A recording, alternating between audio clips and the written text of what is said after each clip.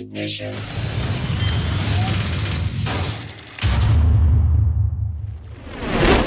Welcome back, guys, and welcome to the Detours Studio, our headquarters where we produce and also edit all the videos that we bring to you.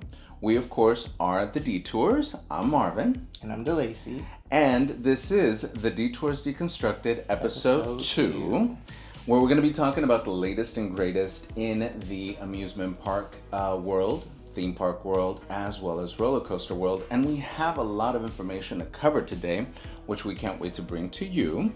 But before we get started, DeLacy, how you doing? I'm doing fantastic. How about you? Doing good. Yeah. Been busy. We've been really busy, doing a lot of shooting, doing a lot of vlogs. And there's a lot more coming too. There really is. Yeah, there's a lot of new stuff coming. There's a couple of hidden surprises that we're going to get into maybe later. But let's dive in and let's start deconstructing some stuff. So let's talk about Walt Disney World. Okay. D23. DeLacy, what exactly is D23?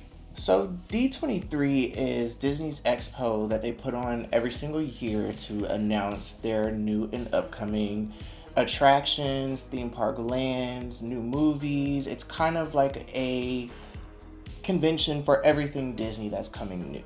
So that's pretty much what D23 is, and it happens in California every single year. Okay, so it doesn't happen at Walt Disney World. It happens at Walt literally happens Disneyland. in a convention center. Okay, gotcha. Okay. Now, Disney Villains Land. Let's start with that. What is Disney's Villains Land? And it sounds a lot to me like, and of course we're going to talk about Epic Universe and a land that they're going to have, but what exactly is Disney's Villains Land? So, Disney's Villains Land has been something that the fans have been wanting for a very long time. Mm-hmm. And not necessarily just a land, it has been rumored for a while to be Disney's 5th gate. So as you know, Walt Disney World has 4 gates right now. Mm-hmm. Magic Kingdom, Epcot, Animal Kingdom, and Hollywood Studios. So people have been pushing to add a 5th gate with a park dedicated to just Disney villains. Mm-hmm.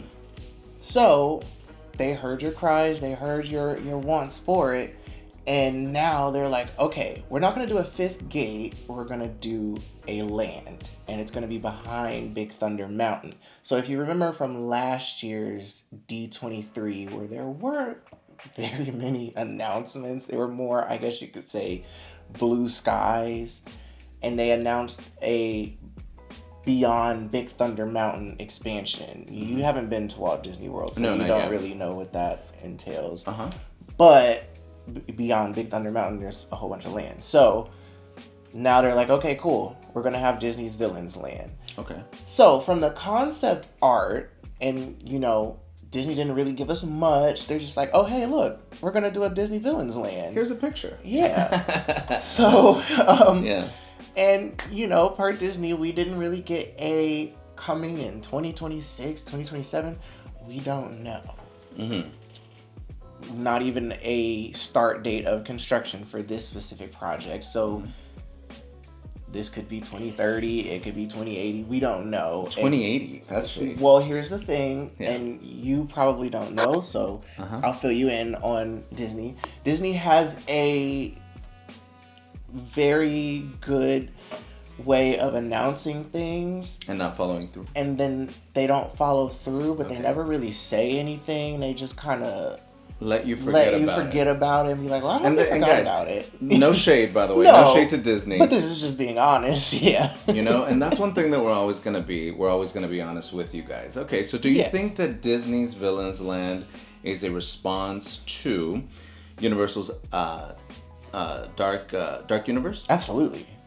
Really? 100%. Okay, what makes you say that? What a coincidence that we just get this announcement for Epic Universe's Dark Universe. And I mean, we'll get into the nitty gritty on the Dark Universe later on in the episode. Okay. But Universal is winning right now. Universal is the hot topic right now. Everybody's talking about Universal. Everybody's talking about Epic Universe. From all of the lands to the park itself. This is a big deal. And I believe, and from a lot of other people in the enthusiast world, we're kind of along the same lines here, where we believe that Disney didn't exactly take the best approach. They more or less were like, we don't really have to do anything. Mm-hmm. You know, we can just throw this up and people will come. And it'll hit. And yeah. Well, that backfired this year. Mm-hmm. Hence, the opening of the Community Core Hall at Epcot. Mm-hmm. That was a major flop. Okay. Tiana's Bayou Adventure having some very, very bad issues with operating and all of that stuff, and also wasn't very well received, I guess, like they thought. Mm-hmm. So now they're like, okay, well, I think we need to kick it into high gear. So D23, they announced Villains Land. I believe that it is 100% a response to Epic Universe. Okay, so moving on, continuing on Magic Kingdom, Cars Land. Let's talk about that. Cars Land at Magic Kingdom. Okay, so yeah, Cars Land is going to be over where Rivers of America is and Tom Sawyer Island. So Tom Sawyer Island is like a playground in a sense. It's like an exploration island. You take a little boat over to the island and you kind of just explore. Okay. It's actually really cool. Mm-hmm. It's definitely one of those attractions that people don't really pay much attention to. Yeah. Only, I guess you could say, the real ones even remember that it's there. So they're going to take up that land as well as retheming the Rivers of America area and turning it into a Cars themed area. Do you think that they're going to do it kind of like Disney's California Adventure, where it's, you know, cars, that kind of thing? You know how they have that? So from what I understand, it's not going to be a carbon copy of Radiator Springs in California Adventure. It's going to be a completely different storyline in a completely different area from the Cars Land, like from Radiator Springs. Okay. So it's going to have more to do with that frontier area of the Magic Kingdom. So it's going to fit in more with that as along the lines of being Radiator Springs. And the ride itself looks like more of an off-roading ride. Oh, that's kind of cool. So kind of like a safari-esque kind of thing. It seems like it's the same technology as Radiator Springs Racers, but it's more of an off-roading type experience than what we get at Disney's California Adventure. Okay. So I, for one, am actually really excited for that because I enjoyed Radiator Springs Racers. And that was actually, it was a lot of fun. And the land itself was beautiful. I mean, if you've seen Cars, have you seen Cars? I did see the movie, yeah. I mean, it's exactly like from the movie. It really is. So, I mean, and we brought it to you on episode 3 of our Southern California theme park tour. If you haven't seen it, go ahead and check it out. It's part of our 5-episode series of Southern California that we did. All right, moving on to Hollywood Studios. Hollywood Studios and Monsters Inc. Land and Monsters Inc. Indoor Roller Coaster. Yes. What are your thoughts on that? I'm very excited for this one. Out of all of the announcements from D23, I was like, oh my God. Yeah, because you're a Monsters Inc. My childhood is coming to life, and it's about time. Have you ever seen Monsters Inc.? Mm-hmm. You know the doors? Mm-hmm. How the doors go up into the ceiling, and then they go, and then there's like this whole warehouse of doors just going up and down. Yeah. And when you watch these movies, you look at it and you're like, this is 100% made to be a ride. Mm-hmm. Like, this could be a roller coaster. Mm-hmm. And so when you think that, you're like, oh, Disney's definitely going to do that. I mean, Cars came out back in the early 2000s, and now it's 2024, and we're finally getting a Monsters Inc. land as well as an indoor roller coaster themed to the doors. What do you think? Who do you think is going to be the manufacturer that does the indoor roller coaster? Vekoma? I was about to say Disney only works with Vekoma. Oh, really? Yeah. Okay. That's their go-to for roller coasters. In fact, because Vekoma turns over control completely to them. Okay. Yeah, and do you remember going to Dollywood? Mm-hmm. Do you remember the Dragonflyers roller coaster next to Big Bear Mountain? The green one the family suspended inverted Yes. roller coaster. Uh-huh. It's pretty much the same thing as that, but with theming. And indoors. And indoors. Okay. With a different layout, of course. Yeah. But it's going to be a lot of fun. Now that, I can really get behind this. Like, I actually am excited for this. Now, the controversy behind this, and I've been seeing all the posts on Twitter. X. I've been seeing everything. Get it right. Right. I've been seeing all the uproar about where they're going to put it. So, if you saw the concept art, there were 2 pieces of concept art that were released. One looked like it was in the animation courtyard. Mm-hmm. And for those who don't know, animation courtyard is currently where Star Wars launch bay is, and there's nothing really in there anymore. Quick question. I'm sorry to interrupt. Have they rendered where it's gonna be? Can we show that on camera? Yeah. Oh, we can show it. Okay, so we'll show this to you as we're talking about it. So let's go ahead and pull it up. We'll show it now and go ahead. Yeah. Continue. Well, and here's where the controversy comes, because they gave 2 pieces of concept art. Okay. The same thing, but in 2 completely different areas of the park. So. It's like, okay, where's it gonna go? So you have one version in the animation courtyard, which would make perfect sense, because this area of the park is a dead zone. The Little Mermaid show has been closed since 2020, and I believe Disney Junior Live is still there. Mm-hmm. But Star Wars Launch Bay is kind of just a ghost town because Galaxy's Edge is open.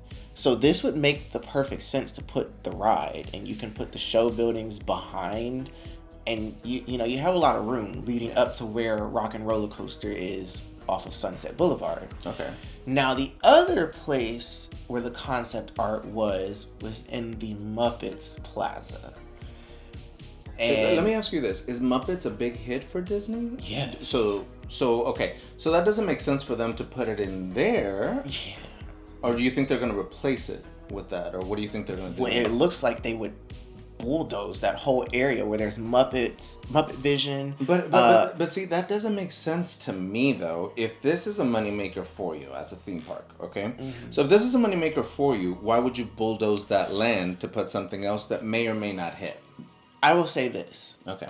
Muppet Vision 3D is a classic and has a cult following. Okay.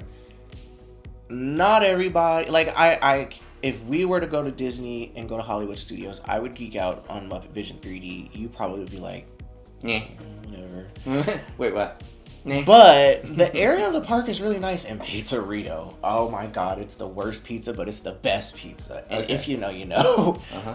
But, anyways, yeah. So it's between either in the Muppets area or in the animation courtyard. So we'll see what happens. But the land itself looks beautiful.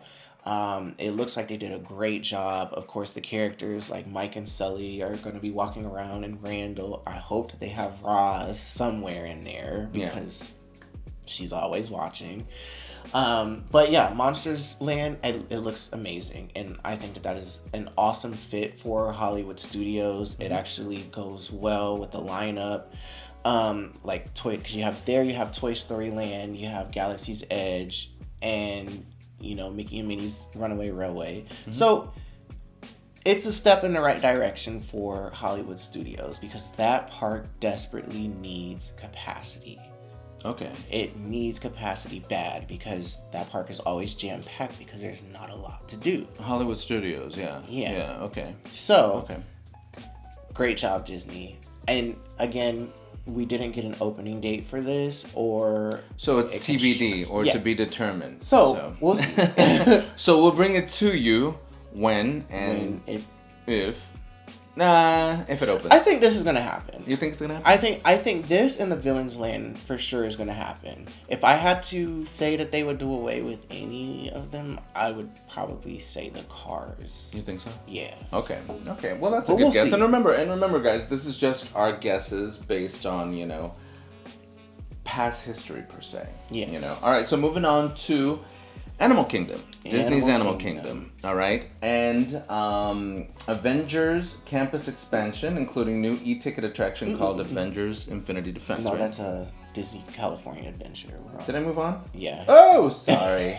My bad. So, it's just so you know, we have our laptops here and we're talking our talking points and everything, and I skipped ahead. Yeah, so, scratch that. Disney's Animal Kingdom. All right, Indiana Jones to replace Dinosaur. Yes. And I'll be honest with you, DeLacy is the resident expert here with all that. And also, I haven't been to Disney World, so he knows more about this than I do. That's why he's talking about it. And go for it. Indiana Jones, dinosaurs. I don't even know what dinosaurs is. I'll be honest with you. So I'm going to give you a story on dinosaur. That way you understand. Okay. So you know how at Disneyland, there's Indiana Jones, the ride? Mm-hmm. Well, at Animal Kingdom, we have the same exact ride system, same layout, everything, but themed to dinosaurs. So you mix Indiana Jones with dinosaurs? No. It's not Indiana Jones themed. It's the same ride system, the same but it's track dinosaurs. layout, but the theming of it is dinosaurs. Okay. And I will say, it is Disney's scariest attraction. Oh, is it really? 100%. What makes it so scary? It is. For those who haven't gone to Disney World, by the way. It is dark. It is loud. It is wild. The animatronics are huge. It's gruesome. There's literally a part where there's a dinosaur eating another dinosaur. Like it's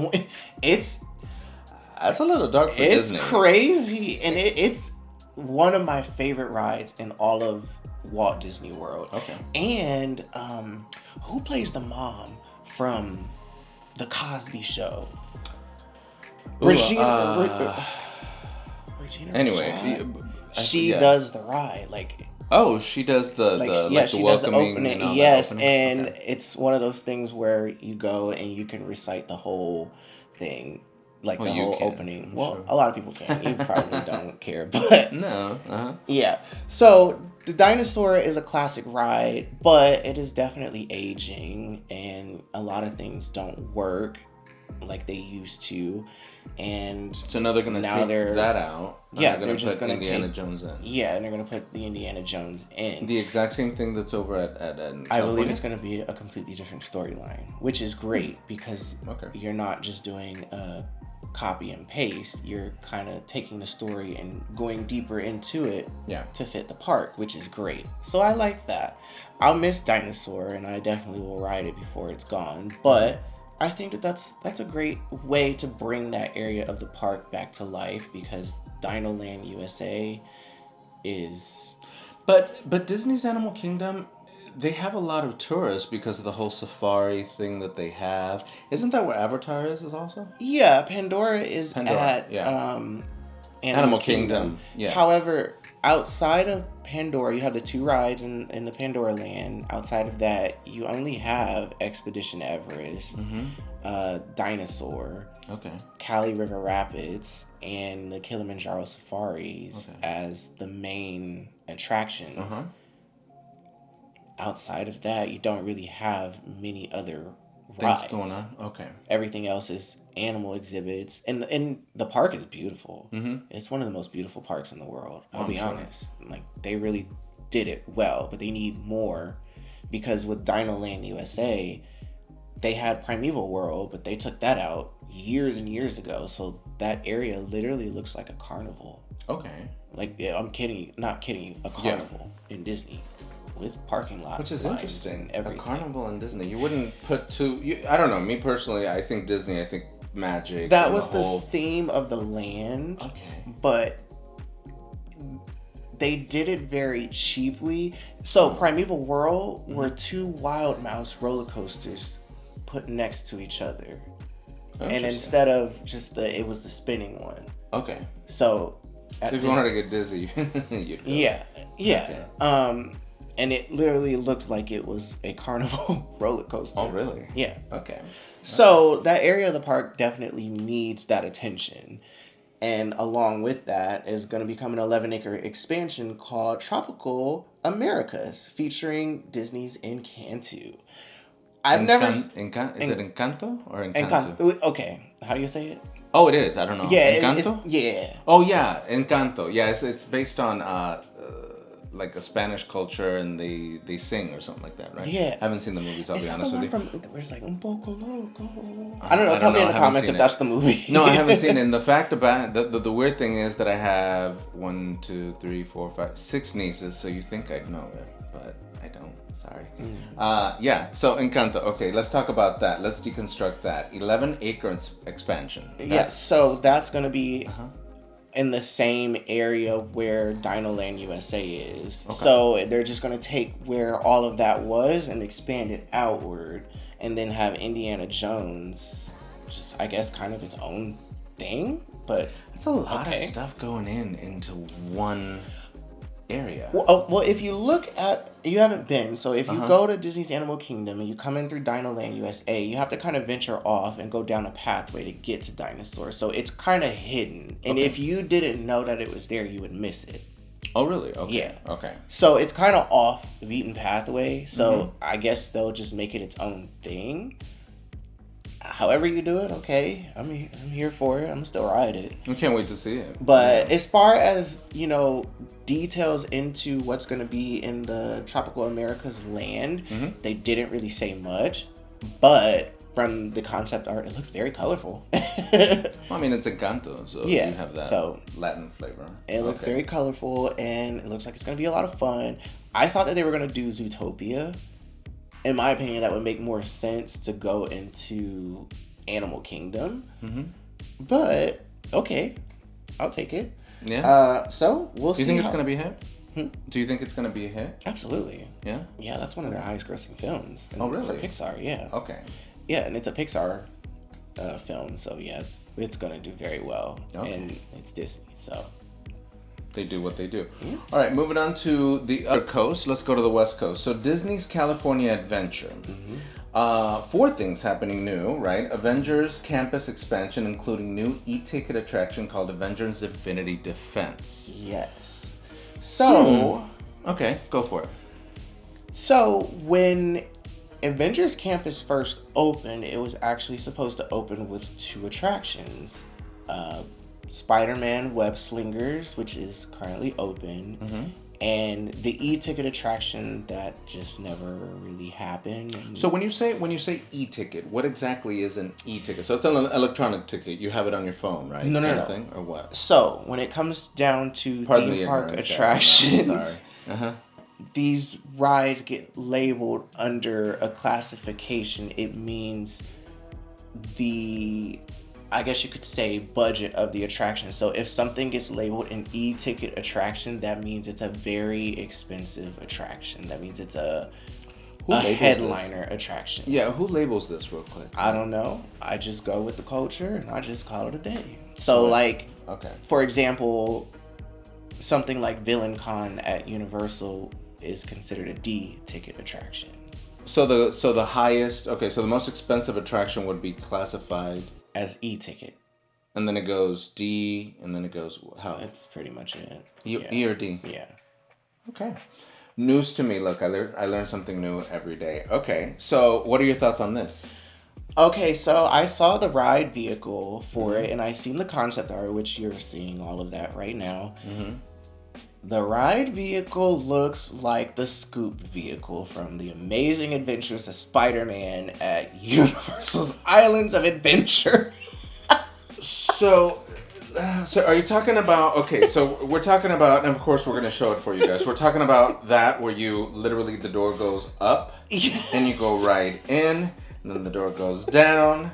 And so we're doing that. So that's new, and that's e-ticket? Okay, but here's the thing. I'm going to play devil's advocate for just a second. How is that e-ticket when it's been done already? Well, Spider-Man is an e-ticket attraction, so it doesn't matter the age of it. It's just because you could still utilize that ride system. I mean, for example, Universal Beijing utilized the Scoop vehicle for its Jurassic World Adventure ride, and that is one of the most insane dark rides I've ever seen. Okay.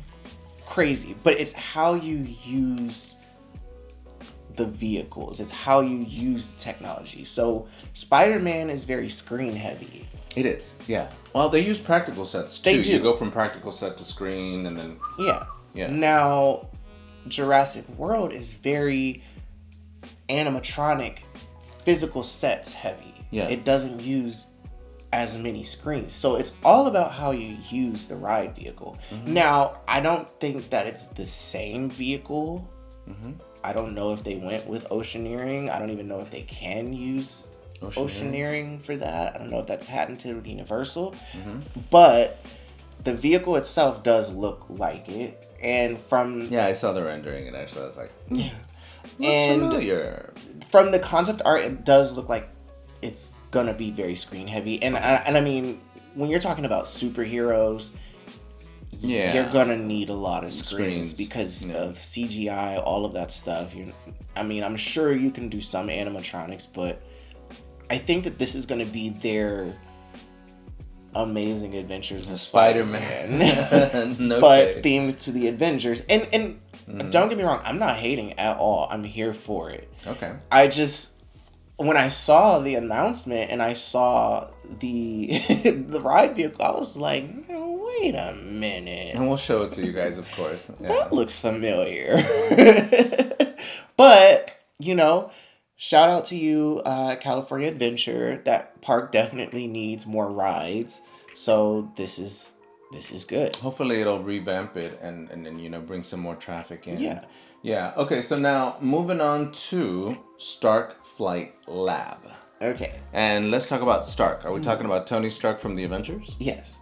Okay. How's this gonna happen? Let's talk about this. Or actually, I'm sorry. As we say in this podcast, let's deconstruct it. Go.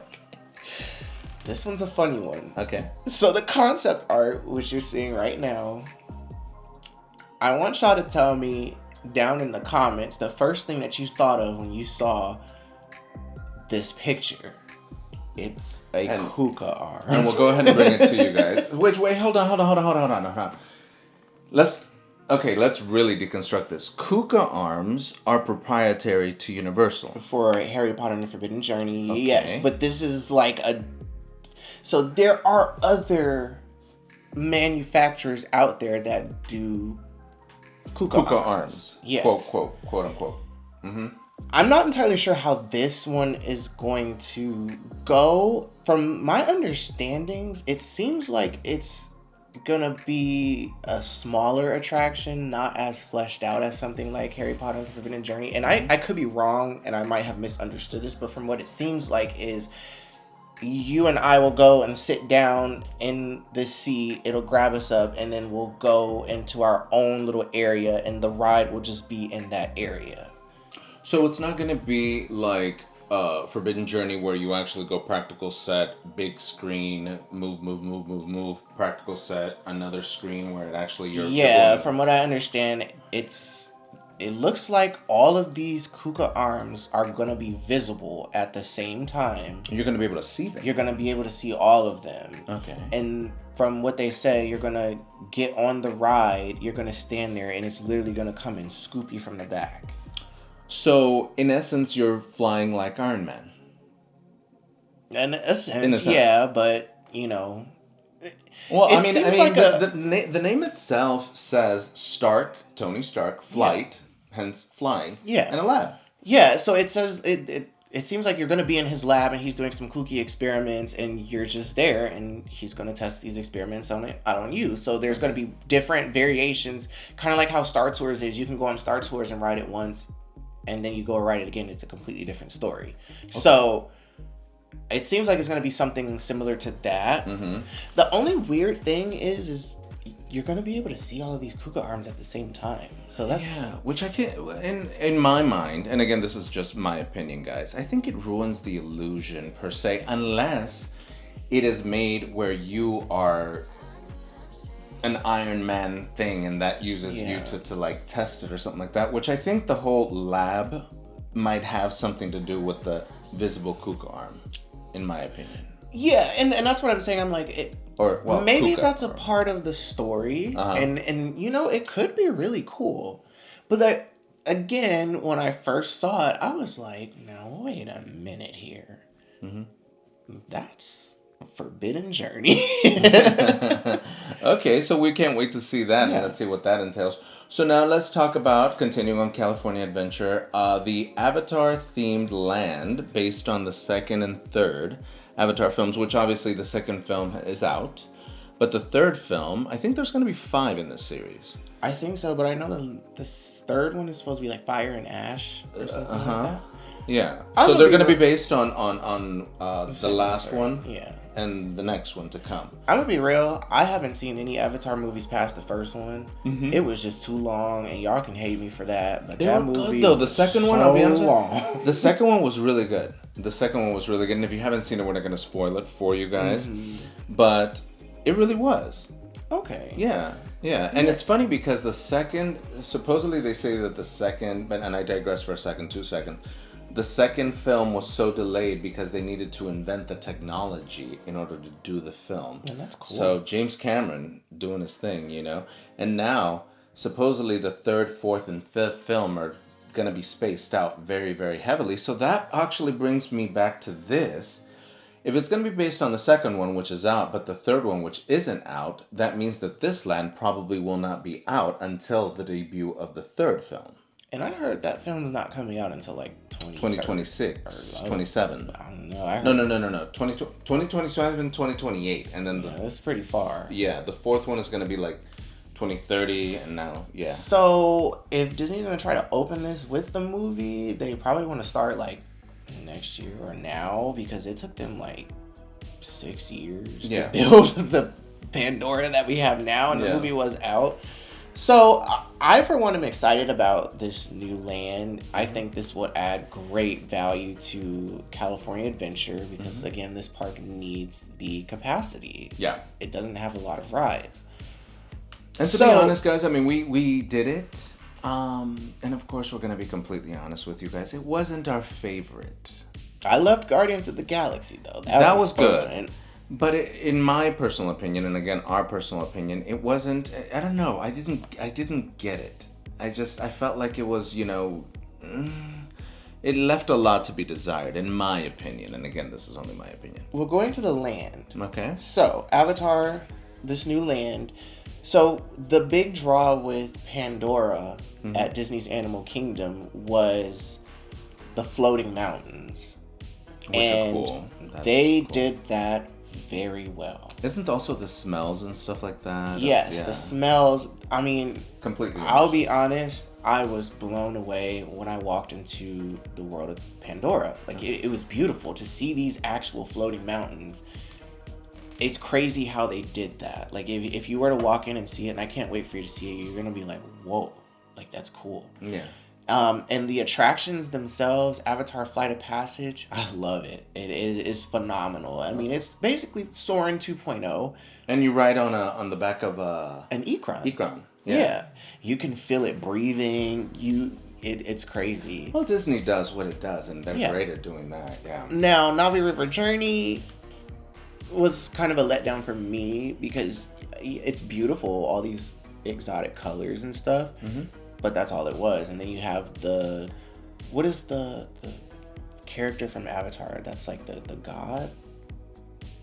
The tree. You're talking about the tree? It's a lady, and she has like long flowing hair.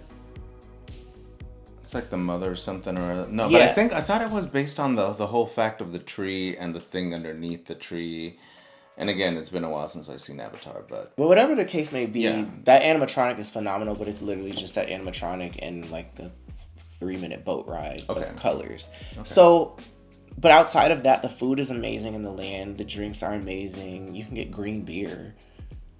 That's cool. It's actually really good. And... we have to try that. Yeah, and there's a lot to do. So I'm excited that they're going in a different direction with this new land over in California, and it looks very circular. Like the mountains are more of like a circular feeling. So in Florida you have the floating mountains, and then in California you're gonna have these more circular looking mountains, which looks really cool. So I think that that's a great addition for California Adventure. Okay. Moving on, continuing. Well, last thing on California Adventure, Cocoa Boat Ride. Okay, so new Cocoa Boat Ride, and I've actually talked to some friends about this, and we're like, wait, why didn't they put this in the Mexican Pavilion in Epcot? Where did they put it? They're putting it in, I guess in Pixar Pier. Really? Yeah.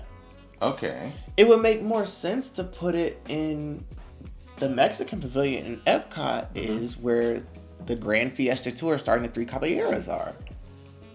You could just overlay that. But hey, that's fine. I don't make the decisions. They don't ask the detours. I don't make the decisions. But not very much was given on this other than a Cocoa Boat Ride. So I'm excited for this. Okay. I've seen Coco. That's actually a really good movie.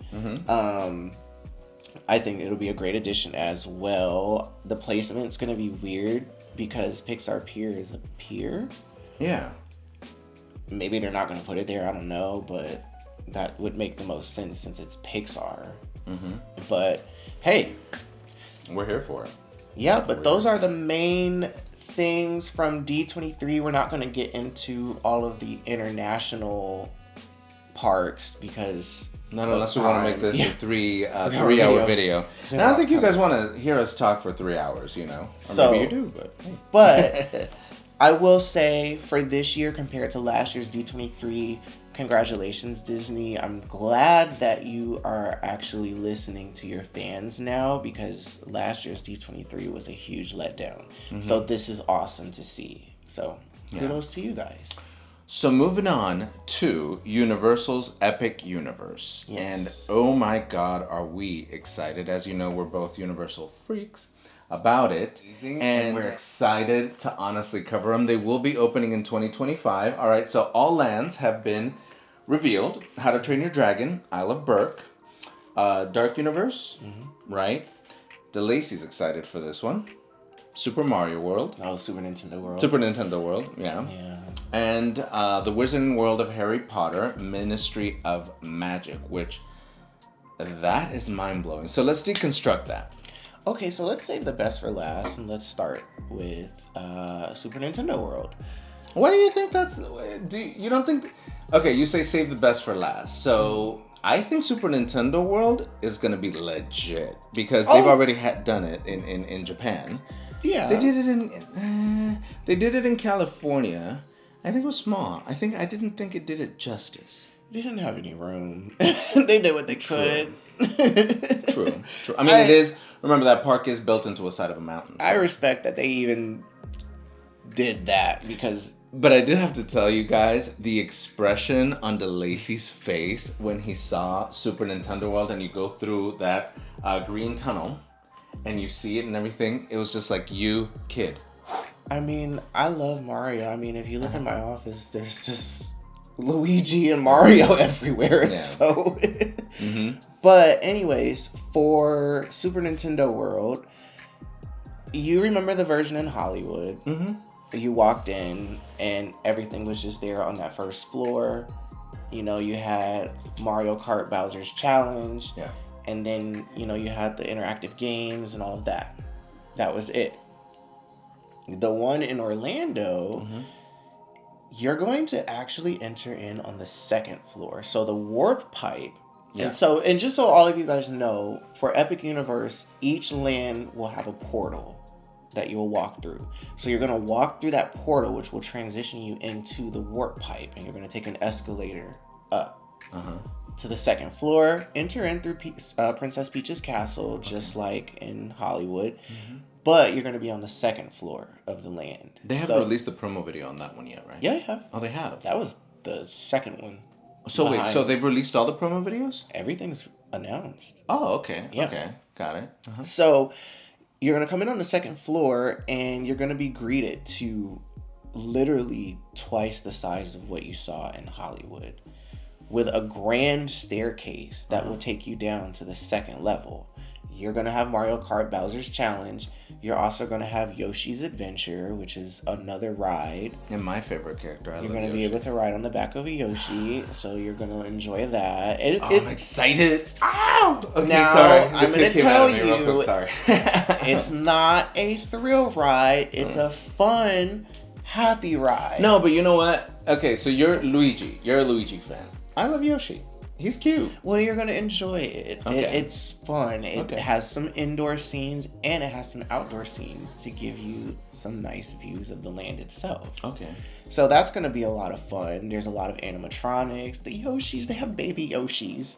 Oh, they do? They have baby Yoshi singing. It's so cute. Look at you. Like a kid in a candy store. I love Nintendo. Okay. And then my most anticipated part of this whole entire land is the subland Donkey Kong Kingdom and Donkey Kong's Minecart Madness. Which looks amazing. The fact that you have... Okay, so you have 2 tracks, correct? You have 1 track... You can't spoil it. Actually, well, it showed it on the video. No. It didn't show it on the video? I mean, we could spoil it if you want. Let's talk about it. Well, we're deconstructing whatever. it, and you know what? It's not anything that hasn't been seen, guys. You can see it, but it's a roller coaster built by. We don't know. That's top secret. Yeah, I haven't even been able to debunk that. Maybe that because that's something that has never been done before. It's gonna be interesting. It's who got the contract on that? Done before. Yeah. And I remember seeing test videos of them literally testing like a prototype somewhere out in the middle of nowhere. Yeah. But no, we don't know. We don't know who the manufacturer is. It. Okay. And if you know who manufactured it, put it on the down comment below because I would love to know. I mean, this could be an in-house project, so. But to get into the nitty-gritty of the roller coaster itself, this roller coaster has 2 tracks, one being a real track and one being a fake track, and you'll be seeing all of this right now. The real track is actually sideways, and it's going to be the name. So we'll show it to you. Yeah. Obviously, we'll see. You're seeing it right now. The name of the patent of this is called the Boom Coaster. So that's what Universal filed the patent for, the Boom Coaster. So the base of the ride is going to be on the sideways track down below, and then it's going to have this mechanism that attaches up to the mine cart, and the mine cart is going to be fixed on this fake like railroad looking track, just like from the Donkey Kong games if you've ever played them. And there's going to be parts where it feels like you're literally jumping the tracks. Yeah. You're jumping over water. You're jumping over spikes. You're like, there's parts where it's doing S-bends and the track is just gone. And it's gonna be cool. The way that they have this sideways track hidden, you will never see it from the ground. So you're gonna be looking at this being like, we're about to jump into this abyss. Is that legal? Yeah. Which I'm sure a lot of people are gonna see this and be like, whoa. But it's gonna be a family-friendly roller coaster, which, I mean, I'm gonna be up on there. Okay, I don't care what the height requirement is. I've heard the height requirement is only 30. I think it's 36 inches. Correct me if I'm wrong. Okay. But 36 inches, that's the same height as it would be to get on ET. So it's a family So coaster. it's not gonna be anything that's like insane, but still, the theming is gonna be out of this world. I mean, did you see the temple facade? Yes. It's a golden temple with a cascading waterfall, and you literally see the minecart jump over the waterfall at the top of the temple. We can't wait to experience this. It's gonna be epic. Ooh. And then see what I did? There's even more. There's rumors starting to circulate that Epic is already in preparation for expansion with Super Nintendo World. And this one, I'm going to just drop to my knees and cry if this actually happens. Luigi's Haunted Mansion. Based on the video game? Yes. Okay. I don't know if you ever played Luigi's Haunted Mansion. No, I haven't. But for all my 90s kids, I know y'all played Luigi's Haunted Mansion on the GameCube.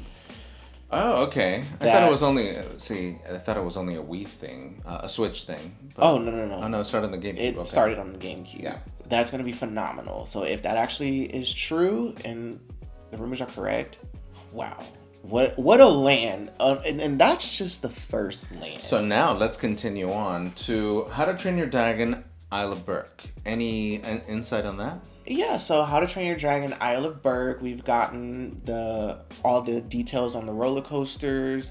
I believe Hiccup's Wing Gliders is the name of the roller coaster. It is an intimate multi-launch roller coaster. Okay. Kind of similar to Hagrid's Magical Creatures Motorbike Adventure at Islands of Adventure. Which we love. Yeah. Yeah. This one literally is going to travel all around the land. So no matter where you are in the land, you're going to see this roller coaster, whether it be above you, on the side of you, or down below you. This thing is going to be traveling underwater and over bridges, through all types of scenery. There's animatronics, there's show scenes. It's basically a Hagrid's, but themed to How to Train Your Dragon, which that's awesome. I can't wait for that. Yeah. And then the stage show, which is already at Universal Studios in Beijing, that's phenomenal. So they're also going to bring that. That's going to be another attraction, and that is phenomenal. I mean, dragons flying above your head, and weren't they testing that? So that's just in the show. That's in the show building. Okay. I was going to get to that. Which I actually saw this, guys, and this looks amazing. Yeah, go. Yeah, talk about it. So go ahead. There's also going to be the Fire Drill, which is a family water ride attraction where you're going to be going around shooting targets on the boat. Which this land is themed more to families and kids, which is great. Yeah. And then Dragons Rally Racers, which is a Gerstlauer, I forget what they call it, but if you know the name of the type of ride that it is, put it down below. But it's really cool because you control how you flip. So if you want to flip 80 times, you can do it. You have to flap the wings back and forth. Oh, that's cool. So you're going around like this, and you're going to flap the wings to throw yourself into the off balance to flip and go around in circles. So why am I excited about that? I am very excited about it. And also the theming of the land is magical. Wow. Yeah. Mountains with dragon houses on top of them. Stadiums for they really fleshed this entire land out. And I mean, you walk in through the portal and you're greeted by a giant lake with massive Viking statues in the water, with the mountain on top of the mead hall, which will be their main restaurant. They're really, on that land. Yes, they're really going to town with this, and I can't wait. Also, like you mentioned earlier, the dragons that they're testing flying in the actual air, they're so drones, these are drones. Yeah. But they're carrying dragons, and if you look at the video, they're flapping their wings and actually moving as if they're real dragons flying in the air. And there's actually a designated area behind one of the team member areas where will be the launch pad for it. So it won't actually fly over guest areas. You'll just kind of see them flying. Do you think this is going to be, and I'll be honest with you, do you think this is going to be more of a nighttime thing? No. So that they're more visible? It's going to be during the day too? Yeah, it'll be during the day. Interesting. Yeah. Okay. Yeah. Okay. We can't wait to bring you that. Moving on to a land that I personally am so excited for because I love Universal Monsters. And especially Dracula. Dracula is my favorite.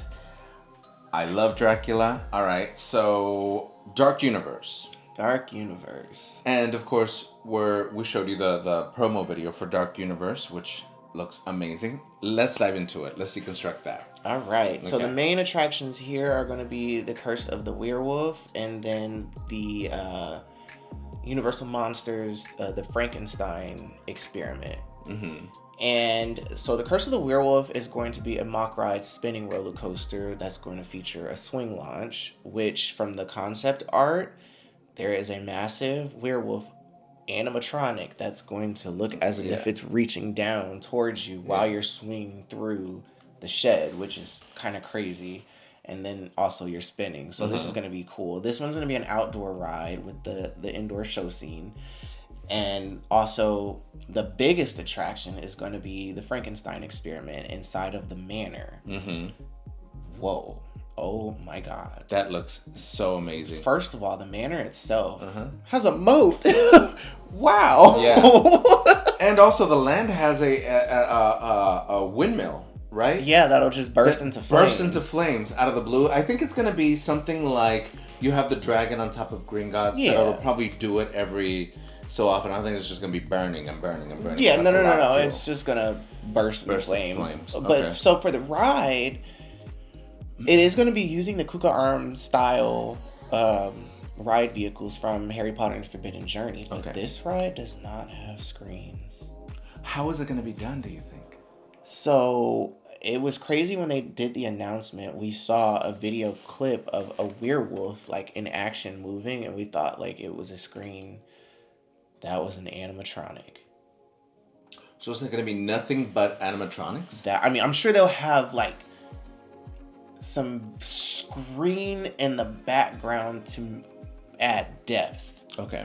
But as far as everything else goes, it's practical sets. Like that animatronic was so lifelike, everybody thought it was CGI. Really? Everybody was like, "Oh, that's CGI," and they confirmed, "No, that's an animatronic." Yeah, that is a real animatronic. It looks like a land. I'll be honest with you, it looks like Halloween Horror Nights all year round. I did hear that this land is not going to not necessarily going to be for the kiddies. For the kids, yeah, for the kids. And I also did hear that this attraction is going to be scary. I'm here for it, guys. Like it's actually going to be scary. Now, let's get into the land itself. Okay. The land is going to have a full-service restaurant themed after Dracula. I know. I'm excited for it. And you will be able to actually meet some characters walking around while you're eating. The characters will be walking around. And then there's also a bar. It's a tavern. I can't remember the exact name of it. But this bar is a full-service bar where villagers from the town of Darkmoor will walk around and start telling you stories randomly about the land. Okay. That's pretty cool. Okay. And I'd also like to state for the record, my favorite part of this whole entire land, there is going to be a quick service restaurant called DeLacy's. And you know I'm going to take a picture in front of it and be like, "Hey, come eat at my restaurant." It's literally called DeLacy's. And so when I hear people talking about it, I just like, oh my God. As soon as he heard that, guys, I have to tell you, he was like, wait. Did you hear it's going to be called DeLacy's? I'm like, oh, it's spelled just like my name, too. I'm just like, yeah. To add more fuel to the fire because Universal, I love you guys. So the what we didn't talk about this as well. The portal into the land is going to be very much alive. You're going to see electricity coming in and out of that's gonna the be cool. spire, going all the way up to the top. Yeah, and then you're going to see it with the vines all around. Like, this is crazy. So you're going to enter in one way, you're going to come out the other way. But going into the land, you have graveyards that you're walking through. You're going to be passing mausoleums. You're going to see cliffs that have, like, I guess with an earthquake or something, and you can see coffins sticking out of the side of them. Like, that's so freaking the land is crazy. awesome. And you're going to love this. Wow. There is a fog room that is designated to put this hue over the land. So while you're walking through the land, there's always going to have fog. that eerie feeling while you're walking. And there will be walk around characters.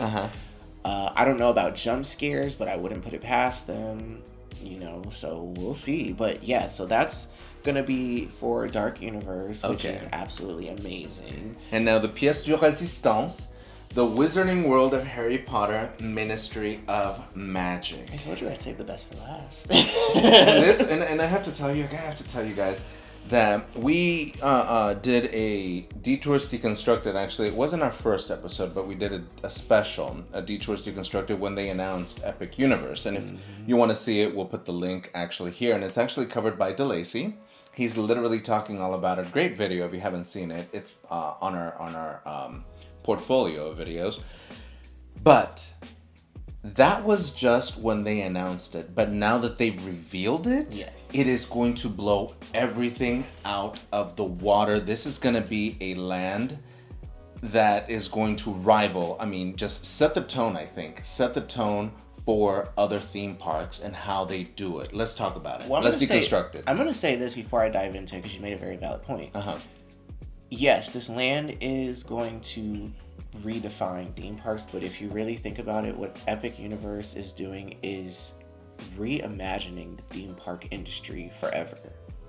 This is going to completely change the way we look at theme parks moving forward. Okay, but diving into the Ministry of Magic. Now, I'll be honest with you, when this was first rumored, I was kind of like, oh, okay. No, but see, I actually saw the potential in it, because if you notice, if you've seen the Harry Potter films, the Ministry of Magic is beautiful. Well, here's the thing. It's huge, and it's so intricate, and it's so magical that why Universal would not go that route would be doing themselves a disservice in that, in going into the Ministry of Magic. But the fact that now you're combining not only the Ministry of Magic, but you're also doing Paris and doing Fantastic Beasts, bringing that together, that's going to be awesome. So let's dive into it. And so what I was saying was, that was where I was kind of like, okay, that's weird, because those two film franchises are in completely different time periods. So I was kind of like, how are they going to do that? So I was kind of like, I'm interested to see how this is going to work. Everybody was. Like, okay. But the way that they're doing it, it works. First and foremost, the Paris land itself is so big, so they're not using forced perspective at all. No, they're making the actual size to scale. But my question is this, though. I've been to Paris. I've been lucky enough to be to Paris, and the Arc de Triomphe is pretty huge. It's not going to be two size. It's going to be a condensed version of the Arc de Triomphe, because they are going to have it, right? It's not the Arc de Triomphe. It's a different arc that I can't remember the name of. Okay. But because in Paris, that is the arc. But the arc itself and the land itself, if you look at, and I'll show some pictures from BioReconstruct. Shout out to you. Thank you for always getting these, aerial photos. Yes, we love you.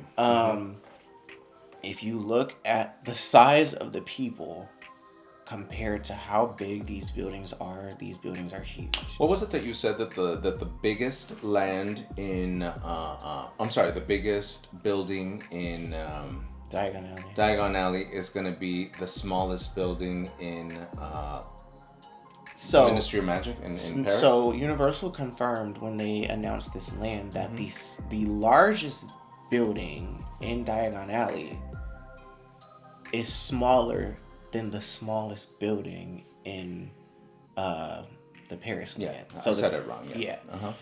That's crazy, because Diagon Alley, those buildings are huge. Even though they are a forced perspective, I think those buildings are at least like 50 feet. Yeah, tall. And for those of you guys who don't know what forced perspective is, it's something that they use it's big in the at the floor level, and then it actually gets smaller as it goes up in order to force you to look up. Yeah. So it's a trick. It adds that depth to it. Uh-huh. So that's crazy to believe. And then now that they're doing finding details on the land, they're putting in the work. I'm talking iron work on these balconies that actually make you feel like you are in Paris. And what is the name of the temple in Paris? The Basilica? There's a basilica? I think. Yeah. Well, anyways, you're going to be seeing all of that. You're literally going to be seeing all of this. And then the land itself is going to have pockets. that you're going to be able to go into. Like, there's going to be a part where all the Death Eaters go to eat and shop and do all their thing, kind of like Nocturne Alley. Okay. But it's like its own part of the land itself. There's going to be a lot of nooks and crannies to go to just eat, restaurants with outdoor seating to actually, they made you feel like you're literally in Paris. It's not going to feel like you're in a theme park at all. Now let's talk about the centerpiece, the Ministry of Magic, the ride. Well, before I get there, let me talk about the first attraction that you're going to see, which is going to be the show that's going to look like you're going into a tent, but you're actually going into a massive building. And this stage show, I've heard, is going to be phenomenal. What is it going to be called? Oh, comment down below and let me know. I'm drawing a blank on that one. Okay. Because that's, but moving on to Harry Potter and the Battle at the Ministry. That's going to be the name of the attraction. Where it brings Dolores Umbridge as the villain. Yes. In that, and apparently from what we heard, she escapes from Azkaban. Yes. And that's the whole premise of that. But well, she's on trial. She's on trial, and yes. Yeah. Well, doesn't she escape? I think she does escape. So that's the whole thing behind that. Yeah, she's on trial at the Ministry, and we just so happen to be there. You know how theme park rides go; everything goes wrong. Mm-hmm. But let's talk about leading up to the attraction. So we're going to be walking through the Flu Network. So the Flu Network, if you don't remember, is the fireplaces with the green fire that they walk through when they're coming into the Ministry of Magic. And they walk down that corridor of fireplaces, and then boom, you're in the big foyer of... The rotunda, yeah. The rotunda of the Ministry of Magic with all the office buildings. You'll see the flying things in the sky. You're going to see all of that. You're talking about the paper airplane, the memos, the inter-office memos? Yeah. Okay. You're going to see all of that. You're going to see all... It's to scale. Okay. So we're actually going to be walking through the Flu Network. Okay. We're actually going to be walking through that green fire. So now, going into the ride. Yes. So the Ministry of Magic is going to be the queue. And then we're also going to be walking past a lot of the offices and through different offices of some very famous people, including Dolores Umbridge. And then the ride itself, from what Universal has told us, is you're going to be boarding through the elevators. So you know the part where all the elevators are in kind of a circle, and you can either go up, down, forward, side to side, backwards. That's going to be us. Now let's jump into what they didn't tell us, but the size also. So there's a picture actually, and we'll put it up on screen right now. There's a picture of a huge box on the freeway heading to Epic Universe with what that ride, that cart or roller coaster car is gonna be. Yeah. And let's show it up on screen. It's massive. It's huge. It's how many people is it gonna fit? We don't know, but it's gonna be epic. And I'll also show you some patent pictures as well from what was filed through Orange County. Okay. But you can actually see that it is going to utilize a kind of like scissor lift, and also on a scooped vehicle type ride system. So this vehicle is actually going to move through show scenes while dropping up and down, moving side to side, and it's going to be like a full-fledged experience. So the ride vehicle, I will be honest, does look similar to the Tower of Terror ride vehicle or the Guardians of the Galaxy ride vehicle at California Adventure. It really, really does, actually, yeah. But the difference between this one and that one is this one actually can move side fluently to side through like a show building, and that show building is the largest show building on Universal property. Okay, so we can't wait to experience that. Anything else in regards to this land and the Wizarding World? From what I know now, no, that's all we gotten, but hey, that's a lot. And then as far as Celestial Park goes, we've learned more about the 26 gardens that are going to be situated around Celestial Park. We've learned about the Kronos Arch, which will be the entry into Epic Universe and all of the moving parts. We've And the heard- flag went up officially. Yes, Yeah. they reached the top, and then also we learned that there will be a lighting ceremony each night where the god of the sun will transfer the park over to the god of the moon at night. And So apparently it's Apollo Apollo and Luna. So Apollo runs the park during the day, and Luna will run the park at night. Which I have to tell you, me being a space buff, I salivated. I'm like, wait, what? Apollo, the god, really? Wow! Because if you know the Apollo missions to the moon and all that stuff, so I see how they did. I see what they did there. It's really creative, honestly. Yeah. And also, we already know all the different restaurants and entertainment options that will be in Celestial Park itself. Mm-hmm. We did get confirmation of the nighttime show that will have water fountains that can actually, from Universal, shoot up taller than the hotel itself. There will be fireworks. They have been testing fireworks. These fireworks are enormous, and they are loud.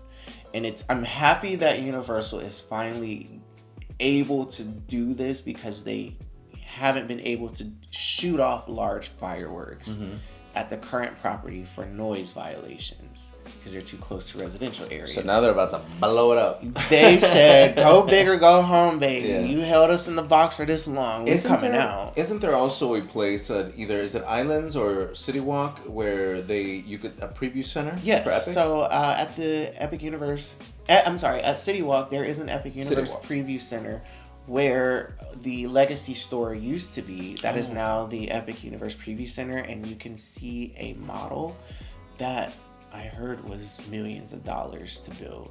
That model itself. The model is beautiful. Yeah. It's huge. You can also download the Epic Universe app, and So they already have an app. Yeah. Wow. And you can take your app and open up the camera and hover over the different icons or the lands, and it'll show you the insides of the lands. It'll show you details. It'll show you Digital versions of it so that you can see it. And one last thing on Epic Universe before we move on. Starfall. No, it's not Starfall. It's Stardust Racers now. Excuse me. Oh, they did change the name, right? Stardust Racers has been teasing for the past few days, and they're getting ready to come out with a huge reveal on the Universal Ride Guys podcast. So we're excited for that. But we did learn about Stardust Racers that at night the trains will look like shooting stars. Wow. Nothing will be lit up but the trains, and the front of the train will be the big star, and everything else will be twinkling. So it's going to look like shooting stars throughout. They're really going in big. So of course we can't wait to bring this to you guys in 2025, and of course the detours are going to be front and center at this theme park. We can't wait to bring it to you. All right, so that does it for Epic Universe. Moving on, we're almost to the end of this Deconstructed, but let's talk about real quick Six Flags Great America and the Wrath of, I'm probably gonna butcher that, so I apologize, Rakshasa. And of course, right. it sounds good, right? We'll go with it. Okay, let's go with it. Cool. And if I messed it up, I'm so sorry. But we did. If you look at our portfolio, we actually featured that as well. And at Great America. Yeah. So this is going to be a roller coaster built by. You tell me. B&M. Yep. This is a B&M drop dive. Yep, there you go. Yes. Ha! Okay, he getting has been somewhere. quizzing me. I have to tell you guys. It's actually been funny. And yeah, I'm pretty good at looking at them and saying what they are. So, oh my God, we love dive coasters. I do. Starting from, let's say, Dr. Diabolical's Cliffhanger to Yukon Striker to so many amazing dive coasters. And looking at this one is going to be phenomenal. I have to congratulate Six Flags because you guys did not take the cheap route. This layout is long. And B&M is doing it. This layout is really long, and it packs in 5 inversions. That's the most on any dive coaster to date, which is amazing. Mm-hmm. 2, it's setting a record for the drop, 96-degree vertical drop. So the steepest drop on a B&M dive coaster. Okay. So that's awesome. I don't know what Wrath of Rakshasa is, but it's a cool name. it is cool. What is it? I'm glad that they didn't just go with like Goliath or Well, you and I both know that Goliath has been done and done. Or because they usually just recycle names. So now, what is a Rakshasa? I don't know. We don't know, but we're gonna Google it. And if you do know, just put it in the comments. Yeah, but this ride is very long. It's gonna feature the 7 across trains, 3 rows with 7 across trains, which I love because there can be that person in the middle who is dead center in the middle of the track. So I love that. That's gonna be so cool, though. Can you imagine riding the wings on that thing? Now that comes to my yeah. only thing that I want to say, because this has been an ongoing thing with all of the newer dive coasters, the rattle on the wing seats. And actually, we experienced that on Cliffhanger. Yeah. If you do get on the wing seats, it does tend to rattle a little bit as well. It does jostle you, yeah. And the new roller coaster at Dorney Park that just opened, I can't think of the name right now, but it was a joke because when it hits that last curb, everybody, you just see their heads and their legs go. And somebody made like a song out of it. Really? To just everybody's heads. It's just that one part, and you just see everybody just like, whoa. So I do hope that they, work that out and fix that. But outside of that, congratulations, Six Flags Great America, on another winning roller coaster. This park is stacked. And that's actually on our list to bring to you guys as well. Six Flags Great America, and bring that, which will be coming in 2025.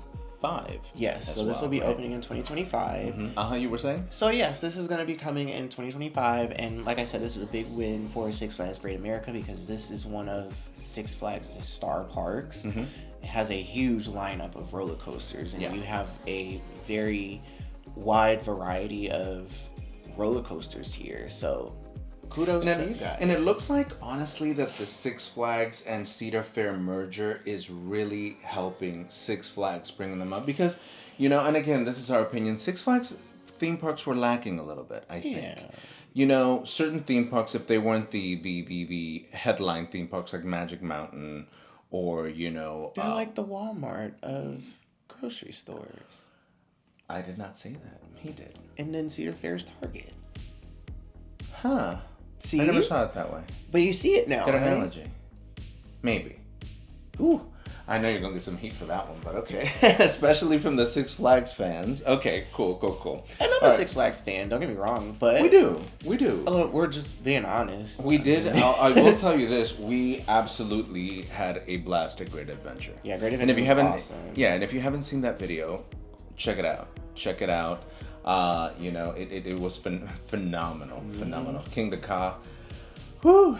All right. So moving on to Six Flags New England and Quantum Accelerator. Yes, so Six Flags New England, big win for you guys. You are getting a Intamin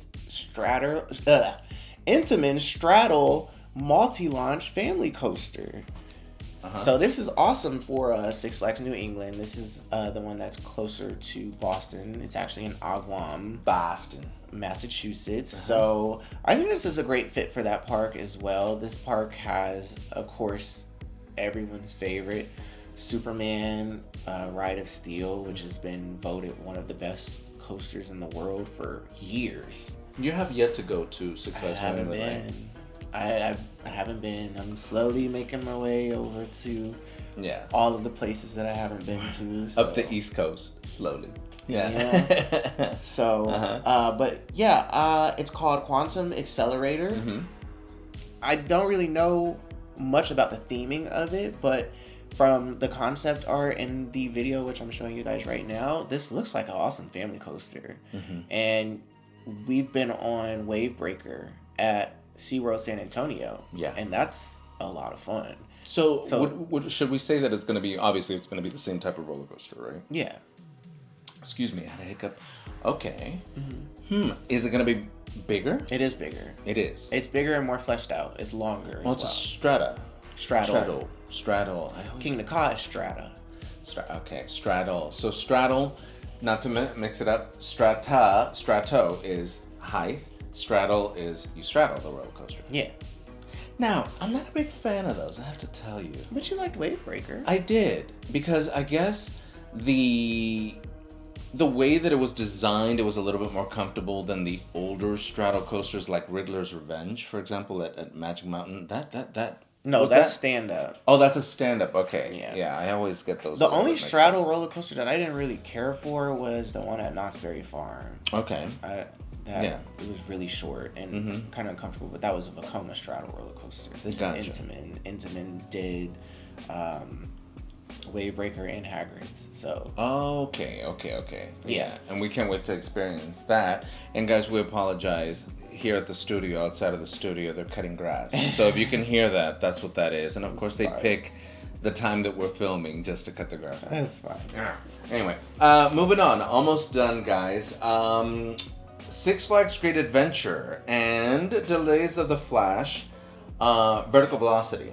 Yes. Now it's been moved to 2025 when it was supposed to actually open this summer. Yes, and I actually we covered shot that in the video. Yeah, so if you haven't seen the Great Adventure video vlog, check it out. He actually covered it and he actually filmed it. It looks pretty legit. Not to be confused with the Flash Kid Coaster at Fiesta, Texas, which has been down a lot. But we did finally ride it. And we rode it, and I have to tell you guys, honestly, in my opinion, it is so cheaply made. I get what it is, but it is so... I think, honestly, they went with the lowest bidder. There was a hole in between the stations. That had water from, like, rain. Yeah, I saw that, and I was like, is that a hole? Okay. It was interesting, to say the least. Man, it's funny actually we mentioned that because it's been down so much. Yeah. It really has been down so much. We thought it was going to be down, but we got there like, oh wait, it's open. And it didn't have a line. So, I'm glad it didn't have a line. People gave up on waiting for it. Yeah. But anyways, going back to Great Adventure delaying the Flash Vertical Velocity. This is disappointing because you announced this roller coaster to open in 2024 and you sell your passes with this as the draw for it. So all of these people bought these passes thinking that they're going to experience this new first of its kind super boomerang roller coaster in the US. And now at the end of the season, you tell them it's going to open in 2025 now, and I'm sorry. And the way that they put out the statement, they tried to fluff it at the beginning to make this seem like something so beautiful, and then right at the end, they're like, oh yeah, by the way, Flash Vertical Velocity is going to be opening in 2025.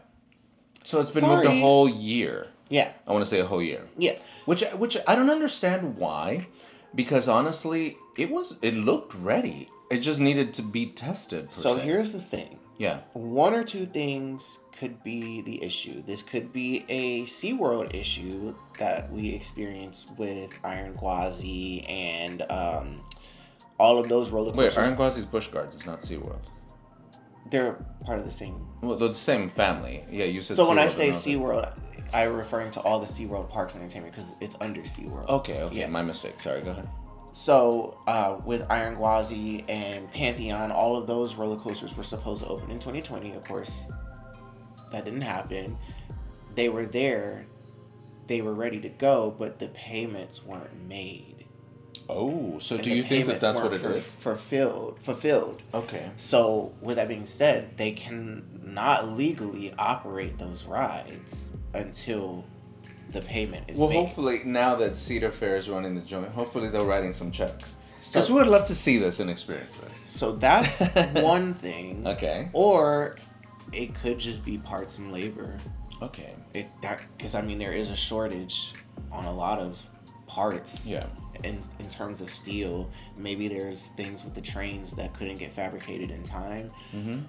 We just don't know. And that also goes for Six Flags Over Georgia and the Georgia Surfer, the new Intamin surf coaster that was supposed to open this year. They also announced that it won't be opening until 2025. So we'll just have to wait and see. I'm hoping that they'll at least open this with the opening, like on opening day for the new season for 2025. Okay. But it does suck. And before we veer off from the Six Flags parks, you can now purchase your 2025 season passes for either Six Flags or Cedar Fair, and now you do have the all park passport option to add, which will grant you access to all the Six Flags parks, legacy parks, and all of the Cedar Fair legacy parks. So you guys have been asking about, are they going to have a pass that gets us into Six Flags and Cedar Fair parks? Yes, they do have them. So that is available. Yeah. And now moving on to Top Thrill 2. It's still down. Let's get into it. Let's deconstruct that. What do you think is going on there? Because I think this is bad. Do you think that this is going to honestly shoot it's going to hurt the manufacturer? Oh, this is bad. Like I'm not even. At first, I had sympathy, saying like, you know what, it happens. This is bad. It's been months. It was open for a solid week, and it's still down. Yeah. What? And now we heard that it's been down since May. May. Yes. So that's June, July, August. Okay, that's 3 months. And we haven't gotten any word since June. 0. Yeah. So it was supposedly a train issue, but now there are people on site looking at track. Apparently there's something wrong with the track. Like, I don't know. It's just very unfortunate for Cedar Point. Yeah. As that's really bad PR. And who's the manufacturer? Zamperla. I think this is going to definitely... Well, Zamperla, I think Cedar Fair or Cedar Point gave them an opportunity. Zamperla, they did. And to say that they fumbled the ball... Oh, yeah. Or... No, let's call it what it is. To say that they dropped the ball would be an understatement. I mean, I still am in the group of people that think that Cedar Point should have just, fixed their ties, fixed their issues with Intamin and just had Intamin come in and do the project for them, because the original Top Thrill Dragster was an Intamin roller coaster. They know the roller coaster. They know everything about it. So you're basically taking a Mercedes-Benz and putting a Toyota motor inside of it and expecting it to run perfectly. Yeah. So I get, you were trying to save money and also, give this company a chance, but this is not it's costing you more money. Yeah. And I'm really sorry to say that. Like, I was really looking forward to. We were gonna go. As was I. Yeah. Yeah. I was really looking forward to Top Thrill 2. So I really do hope that they get it together and at least have it ready by 2025, because let's be honest, I don't think it's going to open this year. No, and it actually caused us, we were actually going to cover Cedar Point, but it actually moved us to bump it down on the list of parks to cover because of that fact. So of course we're going to bring it to you and hopefully it'll open soon. Yeah. All right, now, something that obviously you, me, and my brother... Danny have been looking to and forward to all year. Halloween Horror Nights 33. Yeah. Halloween Horror Nights 2024, which of course we have our tickets and we're going to be bringing it to you guys. Yes. We cannot wait and we're going to do it. Guys, and if you'll allow me to say this, I'm not going to give everything away, but the way that we're going to edit this, guys, the way that we're going to shoot this, the way that we're going to immerse you into this while we're there is going to be phenomenal. This is going to, and we've actually challenged ourselves in the way that we're going to shoot it. Moreover, in the way that we're going to edit it, it's going to be dark. We're actually probably going to have to put a disclaimer that viewer discretion advised, because we've challenged ourselves. We're challenging ourselves in the way we're going to shoot it and the way we're going to edit it. But let's talk about this. Halloween Horror Nights. All right, so we have all of the houses announced. Yeah. So I'm going to go through. Is that okay to go through the list and say the houses? Go for it, yeah. All right, so we have A Quiet Place, Ghostbusters Frozen Empire, Insidious, What was that? I just feel like you have to say it like that. Insidious. Insidious the Further. Universal Monsters, Eternal Bloodlines. Yeah. Monstrous, the Monsters of Latin America. Monstros. No, go with it. Monstros. Yeah. Slaughter Cinema 2. Yes. The Museum, Deadly Exhibits. Which I think that's going to be fantastic. Yeah. Mr. Sweet's Candy Factory. Major Sweets. Major Sweet's Candy Factory. Goblin's Feast. And Triplets of Terror. Okay, so those are the houses at Halloween Horror Nights Orlando. And let me just say this lineup is phenomenal. First and foremost, I'm excited for A Quiet Place because like this is a really cool IP to do something with because the movie is silent. Which lets me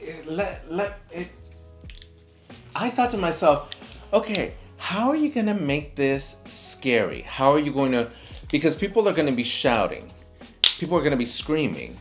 How are you going to make this work? So, a couple years ago, there was a house called Graveyard Games. Okay. And I know y'all remember that one because that thing was on and popping. Okay. But the last room in Graveyard Games was a soundproof room.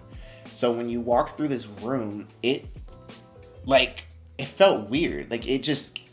So what they did is they probably covered it in a lot of sound buffering paneling materials. All the sound kind of just like left, and all you could hear was like these eerie voices and sounds and whispers, and it was pitch black, so you couldn't see anything but just what's in front of you. So you're in a pitch black room, your sound is like muffled, and all you hear is these sounds. You know, you ever put on headphones with spatial audio? Yeah.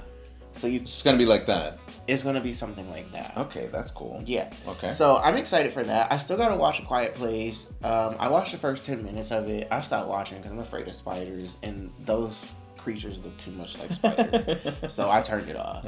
We have fun with that, yeah. Ghostbusters Frozen Empire. I seen the original Ghostbusters, but I haven't seen the Frozen Empire. But it is on. I think it's on Hulu. I think that Ghostbusters is going to be the fun house. We're going to need to watch it. So last year was Chucky. Yeah, so last year was Chucky. The year before that was Beetlejuice. So this year is going to be Ghostbusters. Okay. And they did a Ghostbusters house a couple years ago, but it was based off of the original Ghostbusters. So now Insidious the Further. Insidious the Further, I think it's going to be great because if you've seen the Insidious movie, The Further is the last installment in the Insidious movies. No, the Red Door. Oh, the Red Door was the last one. And The Further is...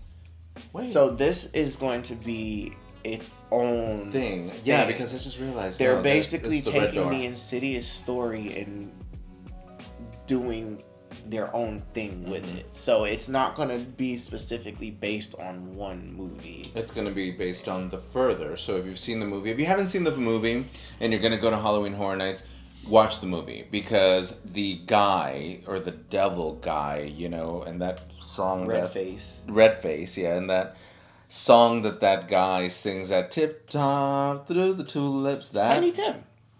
So freaky. It is. But the Insidious movies are so good. They really are. We watched them all the way through. I wish. Loved them. And I was telling DeLacy this yesterday that I wish that Universal would have gotten the IP for the Conjuring series because I think they would have done it phenomenally.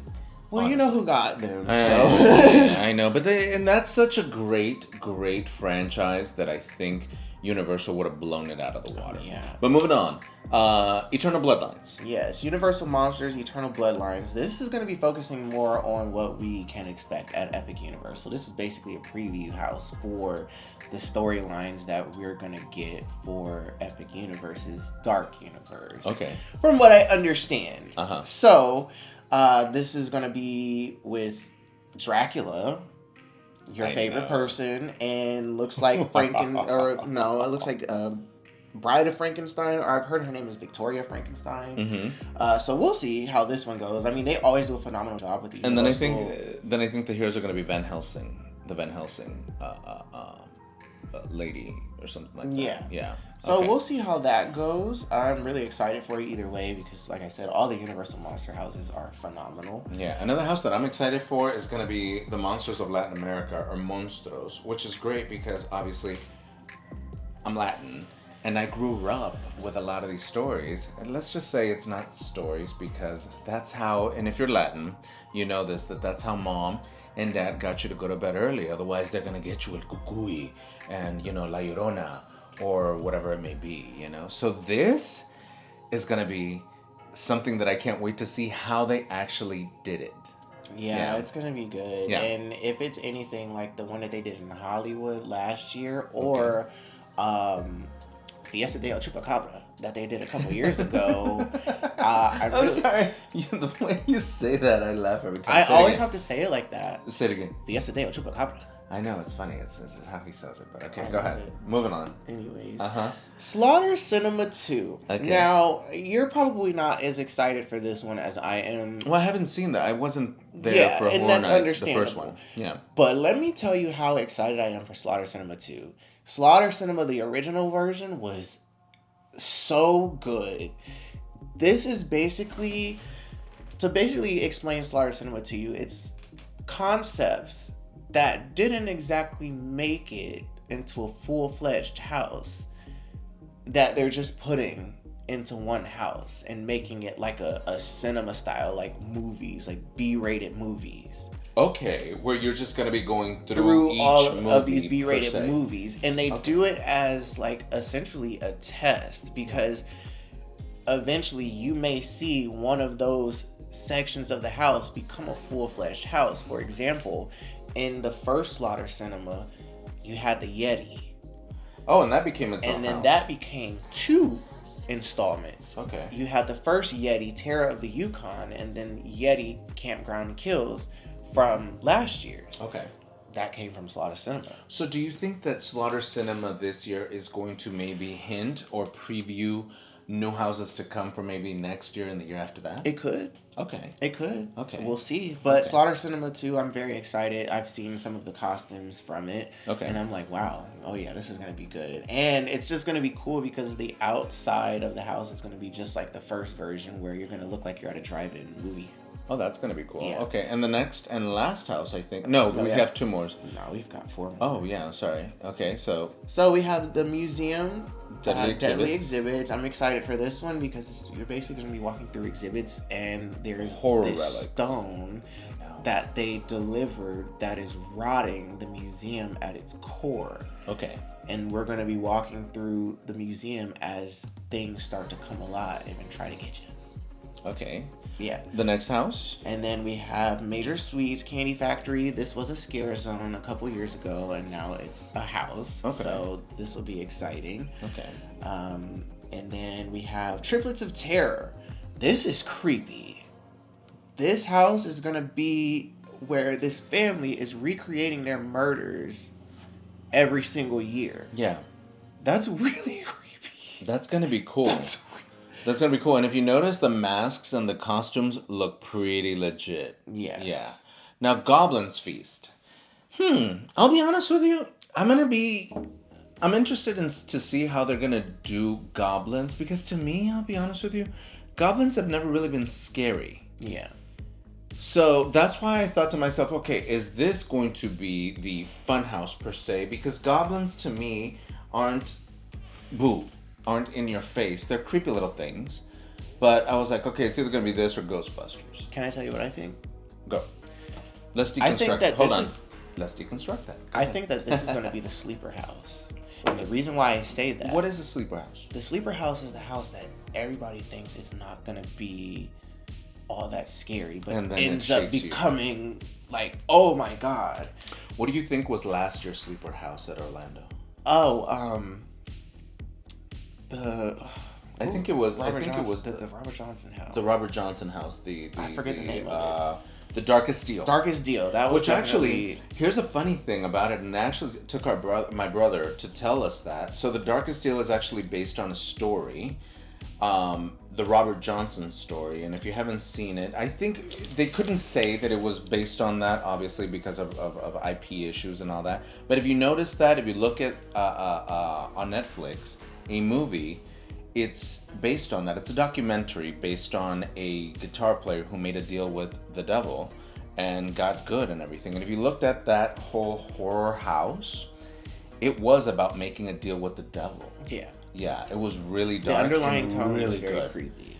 Really, really dark. So for this one, I think it's going to be the sleeper house because, for example, remember we had Ram of the Pumpkin, where everybody was like, "Oh, pumpkins! How can that be scary?" That was the scariest house of that year. That's how the Pumpkin Lord got an icon, and that's where Little Boo came from.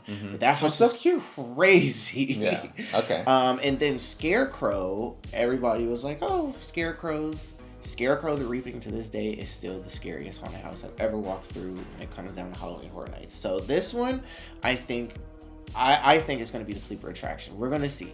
Okay. But that pretty much wraps it up with Horror Nights. It starts August 31st. Tickets have gone on sale. Unfortunately, Frequent Fear and Rush of Fear passes are sold out. Which sucks. But, you know, you can still get your single day tickets. If you have tickets at work through your employer, go on there. You can also get discounted tickets through there. And there's also still premium night tickets on sale. So if you only have one night to come down and do Horror Nights and you don't want to wait in lines, I would consider doing a premium night. You pay one big price and you kind of get everything all inclusive. Yeah. So that's actually a pretty good deal. And of course, we're going to be there to cover this. We're actually going to be there from the 11th through the 15th. Yeah. We're going to be shooting as well. So if you see us out there, we're going to be wearing our Detours gear. Plus, we're also going to be wearing other shirts as well. Yeah. So we're going to be filming those days. If you do see us and you're one of our viewers, please stop by, say hi. We're more than happy to say hi to you guys and meet you guys. Of course, we love meeting each and every one of you guys. So, and hey, might have a drink together, or, you know, might go through a scare zone or a house together. Why not? You know, we'd love to meet you guys. So I think that brings us to the end of everything. There's some Detours news that we want to cover. Correct? Yeah, just a few things. So what we're going to be rolling out and we're working on here at our studio is Patreon. So our Patreon channel is soon to launch. We're still working on the details and the finites of that as well. We're going to be launching that. We're going to be launching a merch line soon as well. So we're working on the designs. We really, really think you guys are actually going to like what we have for you guys. All theme park gear.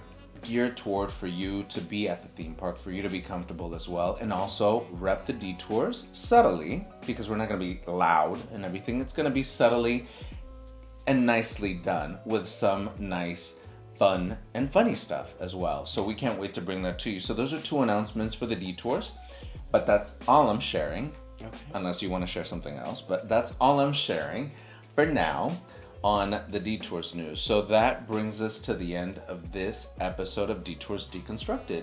Go ahead and close it up. So yeah, guys, thank you so much for tuning in on our second episode of the Detours Deconstructed. I know it was a long one, but there's been a lot of stuff to cover. Yeah. And there's probably more, but hey, we'll be back for another episode soon. Really thank you guys so much for your continued support with the channel. For those of you who have been sharing our videos, you know, liking and commenting, your comments are beautiful. Thank you so much. We read each and every one of them. Yes, yeah. and we try to respond promptly too. It only encourages us. You know, we've reached milestones because of you guys. So thank you so much. And again, don't forget to like, subscribe, comment. Let us know what you thought of the video and the topics that we covered. We love to talk back and forth with you guys about the announcements that have been made. Yeah. And that's about it. Is there anything else you'd like to say before we close it out? Just one quick thing, guys. If you have any ideas of what you'd like for us to cover, or as a matter of fact, you know what? I think I'm going to go ahead if I can. I'm going to open it up to you guys. If you guys have questions about the Detours, or if you guys have questions about us. You know, we don't go into personal things of our own personal lives, but for example, questions about detours, questions about upcoming things that we can or cannot reveal, questions on how we pick destinations where we're gonna go, how we film, or anything like that, or maybe some upcoming things that we might be able to share, because of course we try to keep things under wraps, try to, you know, keep you guys guessing. But if you guys have questions about us in particular, go ahead and send us a message on Instagram, and we could cover it on a future Detours Deconstructed as part of that as well. Or maybe we could even do it on our own series, a part of our Patreon as well, on things that we can cover. So I couldn't have put it better myself. Like DeLacy said, we honestly appreciate everything you guys do for us. Welcome to the new viewers as well. So this was the Detours Deconstructed. Yeah. Part of the Detours, and of course we are the Detours. This was Marvin, and I'm DeLacy, and thank you so much for watching. We'll see you guys next time. Bye guys, take care.